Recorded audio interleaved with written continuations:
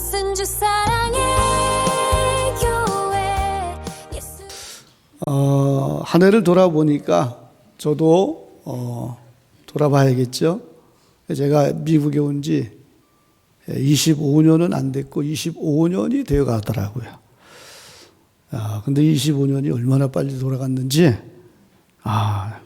제가 이번에 쏜살같이라는 말이 어떤 말인지 느낄 정도. 그래서 제가 인생이 40마일로 갈 때 왔는데 지금 60 중반 마일로 가네. 특별히 한 게 하나도 없는데 금방 갔어요. 이런 덧없는 인생을 살고 있는 우리들, 이런 세월 속에서 우리가 어떻게 인생을 바르게 또 복되게 우리가 살아갈 수 있을까? 오늘 그래서 저는 2025년 마지막 주일날 또 심각하게 하나님 앞에, 또 하나님 말씀 앞에 우리는 서봐야 됩니다. 하나님 말씀 앞에 서봤습니다. 그랬더니 하나님 앞에 서보니까 나는 죄인입니다. 죄의 삭은 사망인데, 근데 하나님이 우리를 선택해 주시고 사랑해 주셔서 예수 믿게 해 주시더니 구원받은 하나님의 자녀가 되었어요. 예수 믿고 구원받은 자녀는 정말 축복된 자녀죠. 그런데 하이델베르그 요리문답 1, 2문에 보면 문제를 제기하고 마지막 답에서 이렇게 얘기를 해요. 하나님의 자녀이기에, 예수 믿고 구원받은 자녀이기에 우리는 하나님께 감사를 드리고 주님과 동행하며 살아야 되며, 특별히 빛의 자녀처럼 이 땅에서 살아야 된다, 이렇게 말씀해요. 그리고 3번에 이렇게 묻습니다. 하이델베르그 요리문답 3번에 당신의 죄와 비참함을 어디에서 압니까? 이렇게 물어봤어요. 답은 뭐냐? 하나님의 율법에서 나의 죄와 비참함을 압니다. 앞에 하이델베르그가 이렇게 떠야 되는데,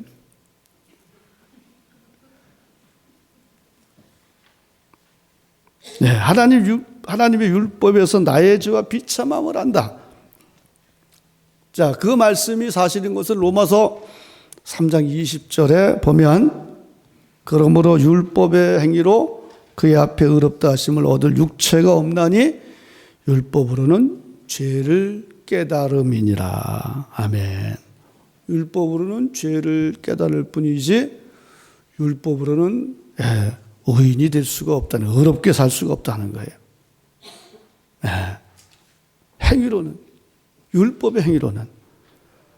왜냐? 율법의 행위로는 우리가 다 지킬 수가 없기 때문에 율법을 통해서, 또 하나님의 말씀을 통해서 우리의 죄악을 깨닫는 거예요. 그랬더니 사문에 이렇게 얘기를 합니다. 하나님의 율법이 우리에게 요구하는 것은 그럼 무엇입니까? 이렇게 물어봤어요. 근데 답이 뭐냐? 마태복음 22장에서 요약하여 가르쳐 주신 말씀이에요. 내 마음을 다하고 목숨을 다하고 뜻을 다하여 주 너의 하나님을 사랑하라 하셨으니 이것이 크고 첫째 되는 계명이요 둘째도 그와 같으니 내 이웃을 내 자신같이 사랑하라 하셨으니 이 두 계명이 온 율법과 선지자의 강령이니라. 아멘. 이것을 한마디로 얘기한다면 하나님 사랑, 이웃 사랑을 축소한 거죠. 즉 율법을 통하여 내 죄를 알고, 하나님 말씀을 통하여 죄를 알고 회개하고, 그리고 하나님을 사랑하고, 그 하나님을 사랑하는 그 사랑으로 이웃을 사랑하라, 이 말씀이에요. 이 말씀은 성경 전체에 주시는 말씀이에요. 그랬더니 5문에 이렇게 물어봅니다. 자, 그러면 당신은 이 모든 것을 온전히 지킬 수 있습니까? 뭐를 온전히 지키나요? 하나님 사랑, 이웃 사랑을 온전히 지킬 수 있습니까? 이렇게 물어봐요. 답은 뭐냐? 아닙니다. 나에게는 본성적으로 하나님과 이웃을 미워하는 성향이 있습니다. 이것은 본성이라는 얘기죠. 원래 우리는 육신은 하나님을 알 수가 없어요. 우리 영으로 예배를 드리거든요. 육신이 있기 때문에 하나님을 온전히 사랑하지 못하고, 또 우리는 내 안에 자아가 있기 때문에 이웃을 사랑해야 되는데 자아는 이기적인 거거든요. 그래서 우리는 그런 성향이 있다 그랬어요. 그래서 로마서 3장 10절에 보면 기록된 바 의인은 없나니 하나도 없으며. 아멘. 여러분, 우린 하나님 사랑, 이웃 사랑, 그래서 내 힘으로만은 할 수가 없는 거예요. 그래서 우린 이 예수 그리스도가 필요해요. 그리고 우리는 그 예수 그리스도 안에서 살아야 되는 거예요. 우리가 예수 그리스도 안에서 살라 이렇게 얘기했을 때 좀 추상적인 말이라고 좀 생각돼요. 정확하게 말씀을 드리면 주 안에서 살아가는 것은 세상과 구별된 삶을 살되 세상 속에서 빛과 소금의 역할을 감당하며 또 살아가면서 말씀과 기도와 감사, 순종을 통해 주님과 동행을 하고 또 모든 생활 속에서 착한 행실로 모든 상황에서 주를 기쁘시게 하는 삶을 사는 것이 주 안에서 사는 것이다 그래요. 그러므로 우리는 예수 안에서만이 하나님 사랑, 이웃 사랑할 수 있는 거예요. 자, 그래서 이 고린도전서 15장 57절 오늘 본문은 우리가 어떤 존재인가를 이렇게 말을 해줘요. 오늘 본문 57절을 보면 우리 주 예수 그리스도로 말미암아 우리에게 승리를 주시는 하나님께 감사하노니. 아멘. 예수 그리스도로 말미암아 우리에게 승리를 주셨다는 거예요. 이것은 모든 면에서 승리예요. 어떤 상황 속에서 승리예요. 그럼 어디서부터 어디까지 승리했는가? 죽음을 이기는 삶의 승리까지 승리입니다. 죽음을 이기는 삶. 사실 이 세상의 결론이 죽음이에요. 죽음이라는 거대한 것이 나를 삼킨다는 사람들이 많이 있죠. 그렇게 생각하고 살아요. 죽음은 그것이 끝장이라고 생각합니다. 그래서 그 죽음 앞에서 인생은 헛되니 해 아래 헛되지 않은 것이 없어요. 그래서 우리가 죽음이라는 것에 죽음 앞에 서보면 정말 많이 가진 것도 헛되고 굉장히 아름다웠던 적도 헛되고 또 멋있는 것도 헛되고 이 땅에 내가 가장 귀중한 것도 죽음 앞에 서보면 헛되지 않은 것이 이 세상에 없어요. 이 말을 누가 했나요? 바로 모든 것을 가져봤던 전도자가 한탄하며 한 말이에요. 솔로몬이. 자, 그런데 우리는 모든 것을 다 먹어버리는 죽음이라는 이 거대한 세력 앞에 구원받은 백성으로 지금 우리는 당당하게 서 있는 거예요. 예수 그리스도의 능력으로. 그래서 죽음이라는 이 세력 앞에서 이렇게 외칠 수 있죠. 오늘 본문 이전에 있는 고린도전서 15장 55절에 보면 야 사망아 너의 승리가 어디 있느냐? 사망아 내가 쓰는 것이 어디 있느냐? 이 말씀은 무슨 말씀이에요? 부활이 사망을 삼켜버렸다는 이야기죠. 또 그리스도 안에서 이김을 주셨다는 이 말씀이 바로 이 말씀 속에 나와요. 즉 죽음 앞에서 승리의 개선가를 부르는 인생으로 우리가 구원을 받았어요. 어떻게?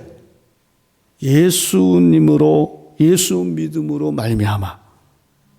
그래서 죽음이요 우리를 이제 정복할 수가 없어요.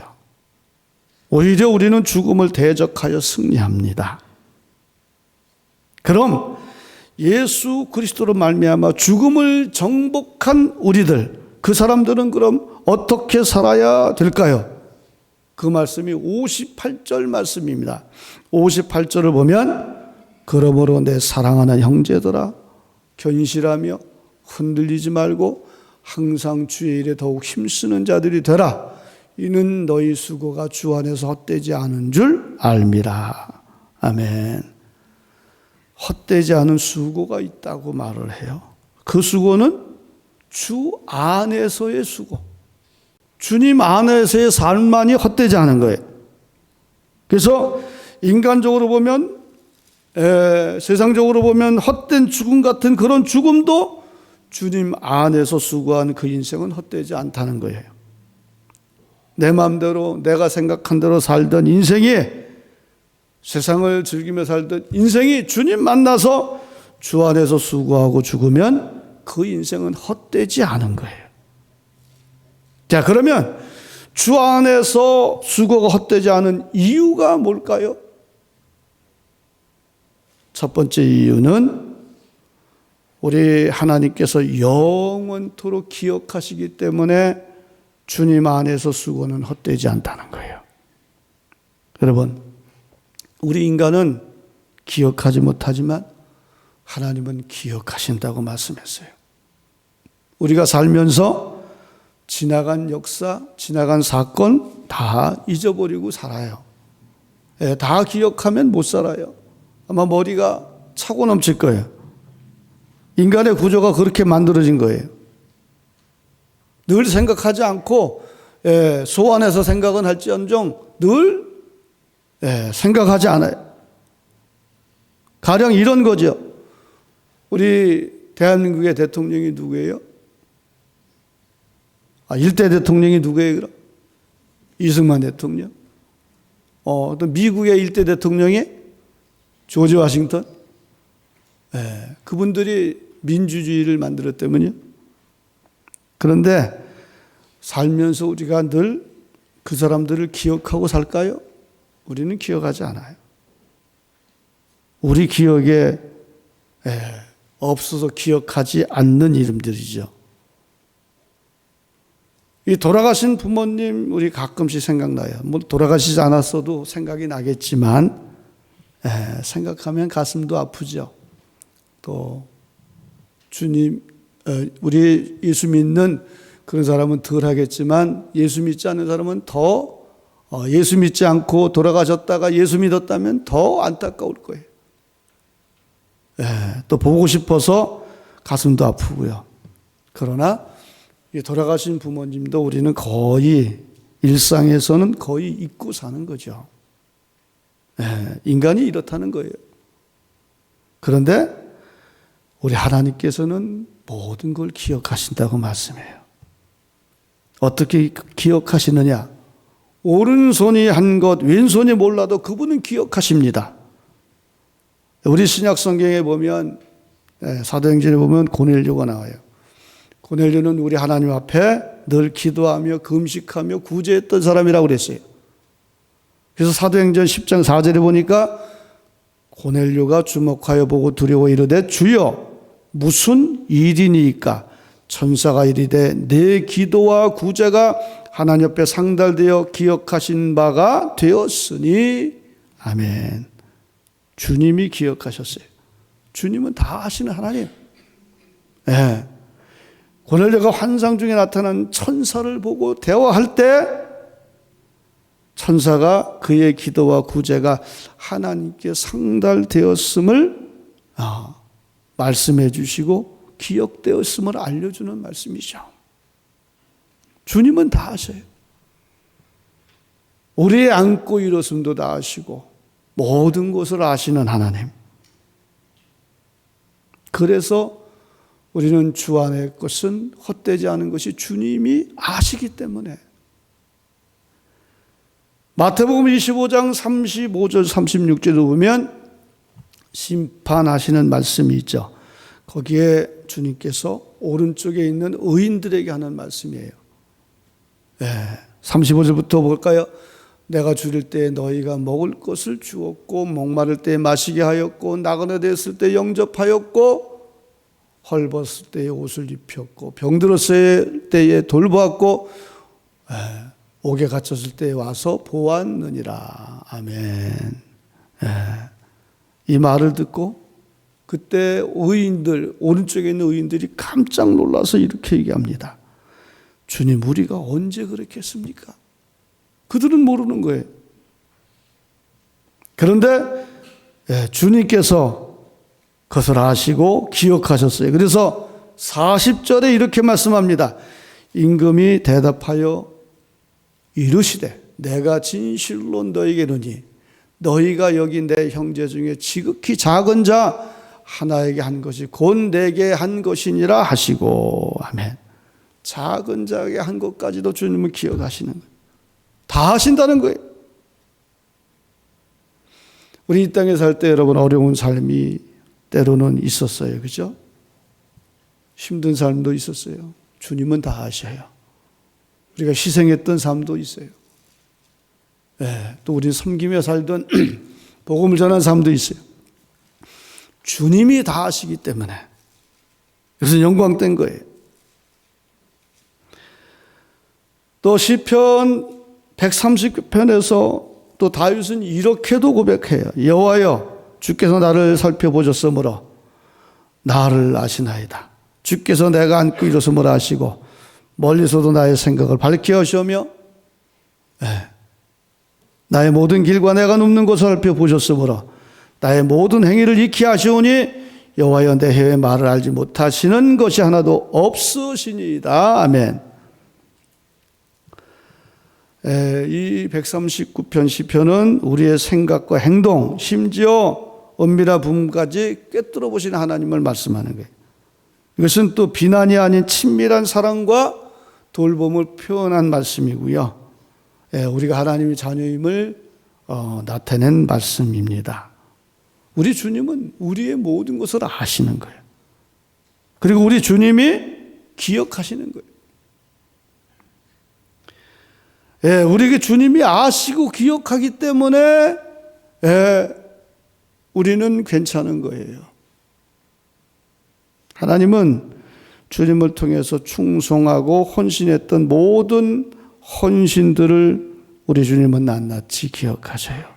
사람들이 알아주지 않는 헌신, 모든 것을 기억하셔요. 그래서 우리는 헛되지 않은 인생입니다. 우린 이 땅에 살면서 충성하고 헌신했던 모든 일들을 주님께서 아시기에 헛되지 않다는 것을 믿으시고, 그래서 우리의 삶이 헛되지 않은 하나님이 함께 하시는 인생임을 기억하고 또 영광된 우리의 삶이 되기를 예수님의 이름으로 축원합니다. 두 번째로는 주 안에서 헛되지 않은 이유는 하나님께서 기억하실 뿐만 아니라 후손들을 축복하시기 때문에 이것이 헛되지 않은 거예요. 다윗이 계속 이렇게 간증했어요. 시편 37편 22절에서 26절에 보면 주의 복을 받은 자들은 땅을 차지하고 주의 저주를 받은 자들은 끊어지리로다. 여호와께서 사람의 걸음을 정하시고 그의 길을 기뻐하시나니 그는 넘어지나 아주 엎드러지지 아니함은 여호와께서 그의 손으로 붙드심이로다. 내가 어려서부터 늙기까지 의인이 버림을 당하거나 그의 자손이 걸식함을 보지 못하였도다. 그는 종일토록 은혜를 베풀고 구워주니 그의 자손이 복을 받는도다. 아멘. 악인은 멸망하지만 의인은 땅을 차지하고 은혜를 베푸는 삶을 살게 되고요.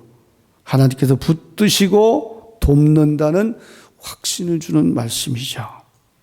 이는 의인이 잠시 어려워 보일지라도 결국 하나님의 약속대로 지켜주시고 채우시는 축복의 삶을 말씀하시는 거예요. 그래서 의인이 버림을 당하거나 그 의인의 자신이 걸식함을 보지 못하였고 그의 자손이 복을 받는다고. 의인의 후손들은 이렇게 하나님께서 축복해 주신다는 거예요. 예수 안에 살아가는 우리들의 삶은 하나님이 아시기 때문에 그의 후손들을 축복하신다는 말씀이에요. 또 구약에 보면 하나님께서 다윗을 사랑하셨어요. 하나님을 향한 다윗의 모든 헌신을 하나님께서 귀히 보셨어요. 그래서 북쪽 이스라엘과 남쪽 유대가 나누어져서 그 두 나라가 이제 평행선을 이루어가다가 먼저 아수르에 의해서 우리 북이스라엘이 망했어요. 우상과 죄악을 범함으로. 남유다도 그 당시에 똑같이 우상과 범죄함으로 그들이 죽을 수밖에 없는. 근데 그걸 보고 하나님께서 한탄하시며 이렇게 말을 하세요. 내가 다윗을 기억하사 너희를 권고하노니. 그때가 언제냐면 다윗이 죽고 나서 300년 지나고 난 다음에 하나님께서 다윗을 생각하고 권고하셨다는 거죠. 그래서 여러분, 주 안에서의 수고, 주께서 기억하실 뿐만 아니라 그 후손들을 향해서 계속해서 축복하시는 하나님이에요. 여러분, 우리는 우리의 삶을 결산할 때에 많은 것을 남겨주지 못해서 한탄하시고 쓸쓸해하시는 분들도 있어요. 지금까지 살아오면서 재산도 많이 모으지 못해서 줄 재산이 없고, 특별히 많이 공부시키지 못해서 자손들에게 준 게 없다 이렇게 생각하시는 분들 혹시 있을 수 있어요. 근데 그렇지 않아요. 우리에게는 빼앗기지 않는 유산이 우리에게 있다는 거예요, 오늘 본문에서. 그래서 주 안에서 수고는 우리 하나님께서 기억하실 뿐만 아니라 그 후손들을 향해서도 계속 은혜를 베푸시고 축복하시는 살아계신 하나님이에요. 바로 우리는 이 유산을 남길 수 있는 성도가 되어야 돼요. 우리 모두 우리 자손이 예수 안에서 복받기를, 그래서 승리하는 성도들, 그래서 영광 돌리는 우리 모두 될 수 있기를 예수님의 이름으로 축원합니다. 세 번째로, 주 안에서 수고가 헛되지 않는 이유는, 주 안에서 수고는 주께서 낱낱이 기억하셨다가 그날에 상을 주십니다. 어떤 목사님께서 상을 받으면서 이렇게 말씀하셨대요. 진짜 상을 받은 사람은 따로 있는데 내가 받아서 민망합니다. 사실 상 받는 걸 보면 진짜 상 받을 만한 사람은 따로 있는 것 같아요. 여러분, 빈민구제하는 사람도 얼마나 많은 희생과 봉사, 이름은 나지 않아도 참 힘든 사람들. 그런데 그 사람들 중에, 빈민구제하는 사람들 중에도 가장 밑바닥에 힘들고 어려운 사람은 밖으로 나오지 않으니까 많은 사람들이 그들에게는 관심을 갖지 않고 미디어 앞에 서 있는 사람들, 화면 앞에 있는 사람들, 쇼업을 하는 사람들, 그들이 칭찬을 받는다 그래요. 도네이션도 그런 곳에 굉장히 넘친대요. 제가 잘 알고 있는 한국에 있는 선교사도 다큐멘터리에 한번 나오고 감당할 수 없을 만큼 어마어마한 도네이션을 받는다는 이야기를 들어봤어요. 여러분, 우리는 정말 상 받을 만한 일이 우리에게 있다면 하나님의 상 주시는 하나님을 우리는 믿고 섭섭해하지 말아야 돼요, 여러분. 어떤 기자가 선교지마다 돌아다니면서 사진 찍고 글을 썼어요. 오랜 동안 책을 냈어요. 그 책이 많은 사람들에게도 유익이 됐지만 많이 팔려서 상을 받았어요. 무슨 상을 받았느냐? 지도자상을 받았대. 그런데 가만 보면 그분이 글을 잘 쓰신 것이긴 하지만 정말 상 받을 사람은 그 글 속에 있는 선교사들이 받아야 될 거 아닌가. 그런데 그분들에게는 상이 안 돌아가. 물론 하나님께서 주시는 상은 앞으로 반드시 있지만, 그래서 우리는 그렇게 생각을 해요. 우리 하나님은 그래서 상 주시는 분이어야 된다. 만약 하나님이 상을 주시지 않는다면 이 땅처럼 모순의 땅, 이 땅처럼 불공평한 땅이 없을 거예요, 여러분. 그러나 하나님께서 상 주시면 돼요. 우리는 하나님께서 상 주시니까 괜찮습니다. 그래서 히브리서 11장 6절에 이렇게 말해요. 믿음이 없이는 하나님을 기쁘시게 하지 못하나니 하나님께 나아가는 자는 반드시 그가 계신 것과 또한 그가 자기를 찾는 자들에게 상 주시는 이심을 믿어야 할지니라. 아멘. 여기서 믿음으로 그 앞에 나아가는 자는 두 가지를 알아야 돼요. 첫째, 하나는 그가 계신 것과, 하나님이 계신 것을 알아야 되고, 두 번째는 상 주시는 하나님을 믿어야 된다. 여기서 우리가 이 말씀에서 여러분, 우리가 상 받을 만한 자격이 있다는 말은 전혀 아니에요. 우리 상 받을 만한 전혀 자격 없어요. 우리는 은혜입니다. 그런데 하나님은 상 주시는 분이라고 스스로 오늘 히브리서에서 말씀하는 거죠. 그분은 우리 하나님 상을 주셔요. 오른손이 한 거 왼손이 몰라도 우리 하나님은 기억하시고 상을 주셔요. 소자에게 냉수 한 그릇 상도 결단코 잃어버리지 않고 주시겠다고 말씀을 해요. 모든 사건에 계셔서 모든 것을 아시는 상 주시는 하나님이십니다. 여러분, 세월이 지금 흘러갑니다. 2025년 이렇게 마지막 주일이 온 것처럼 우리의 생애 언젠가는 또 끝이 나는 생애가 있어요. 그래서 인생은 가는데 순서가 없다 이런 얘기 하죠. 어떤 분이 저는 젊습니다. 젊다고요? 젊어요. 그러나 젊어도 알 수 없는 게 우리 미래 아닐까요? 그러나 반드시 인간은 가는 날이 있습니다. 천국 가는 날이 있습니다. 이때 하나님 앞에서 주 안에서 수고함의 열매가 있으실까요? 하나님 앞에 갈 때 주 안에서 수고함의 열매가 있습니까? 하나님 앞에서 주 안에서 수고함의 열매가 있어야 돼요, 여러분. 주 안에서 수고함의 일들이 많으신지요? 내가 여기 있음에 축복인 것처럼 내가 세상을 떠나는 것이 축복이 되어야 돼요. 그런 인생 될 수 있기를 예수님의 이름으로 축원합니다. 이런 놀라운 인생, 죽음을 이기는 예수 그리스도 안에서의 놀라운 우리의 삶, 그런 우리는 주 안에서 수고를 헛되지 않은 그 수고를 붙잡고 살고 있는 사람들이에요. 이런 인생에게 본문은 네 가지 단어를 말씀해요. 오늘 고린도전서 15장 58절 다시 한번 보면, 그러므로 내 사랑하는 형제들아, 견실하며 흔들리지 말고 항상 주의 일에 더욱 힘쓰는 자들이 되라. 이는 너희 수고가 주 안에서 헛되지 않은 줄 알미라. 아멘. 이 네 가지를 붙잡아야 돼요.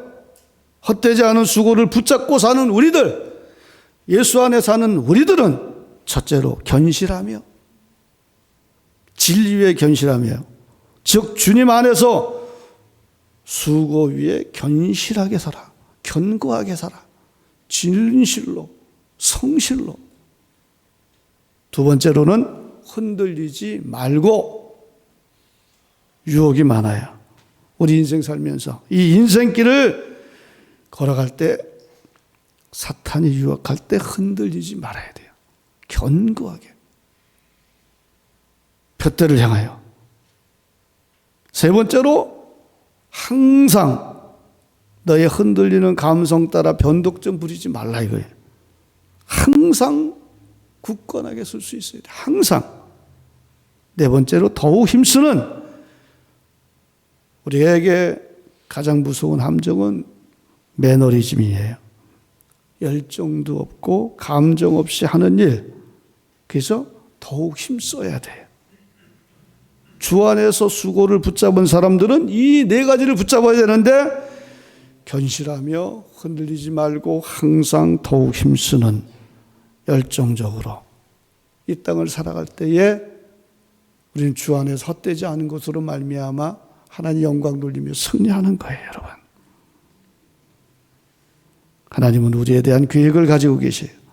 헛된 세상에서, 이 세상에 주 안에서 헛되지 않은 이 수고의 삶은 정말로 귀중하고 귀중한 삶이에요.